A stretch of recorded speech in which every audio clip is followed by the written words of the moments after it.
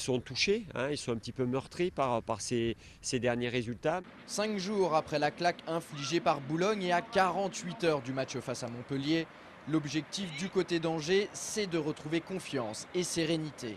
Un travail sur lequel s'est concentré le staff angevin depuis le début de la semaine. Ça a été un petit peu notre mission, essayer de réconforter, de rassurer les garçons quand même par rapport à ce qui a été fait depuis le début de saison. C'est vrai qu'on est dans une période difficile, on est sur une crise de résultats sur les dernières semaines, mais il faut s'accrocher. Se rassurer, c'était aussi l'intérêt de la séance de ce matin à la Baumette. D'un côté, les attaquants ou joueurs au profil offensif ont travaillé la finition devant le but. De l'autre, les éléments plus défensifs, hormis Bruno Ekwelemanga et Karim Djelabi, d'ores et déjà forfaits pour le déplacement dans l'Hérault, ont effectué des exercices dans leur propre surface. Travailler pour avancer et se relever, c'est définitivement le mot d'ordre de la semaine. Regonfler le moral de ses troupes, ça c'était le premier objectif de Jean-Louis Garcia. Le deuxième maintenant, c'est de mettre en place la défense la plus compétitive possible face à Montpellier. La tâche ne va pas être facile. Comme on vient de vous le dire, Bruno Ekwelemanga et Karim Djelabi ne seront pas du voyage dans le Languedoc-Roussillon. Résultat, l'entraîneur angevin va devoir composer avec les forces en présence. Et vous allez pouvoir le constater, il risque d'être confronté à un véritable casse-tête.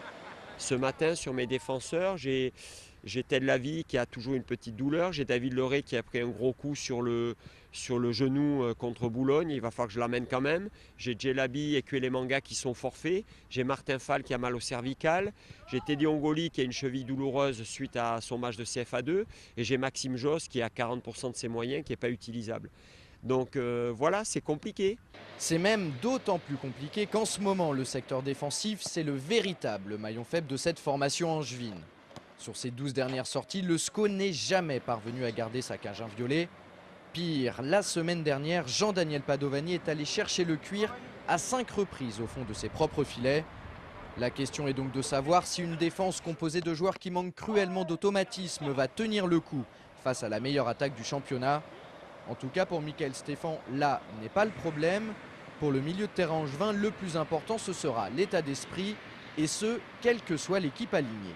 C'est clair que bon, on a pas mal de pépins aussi, mais ça, on va dire, c'est notre quotidien depuis le début de saison. Faut pas oublier qu'on avait quand même Blaise au départ. Il y a eu Delis, il y a eu juste Sola, on a eu Ted Lavie qui est arrivé blessé aussi. Donc bon, on a fait avec la première partie de saison, donc on peut pas non plus se cacher derrière ça.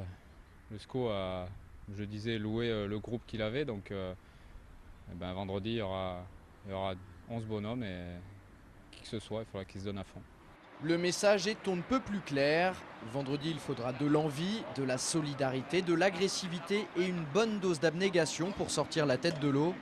Sans ça, le SCO risque tout simplement de se noyer pour de bon.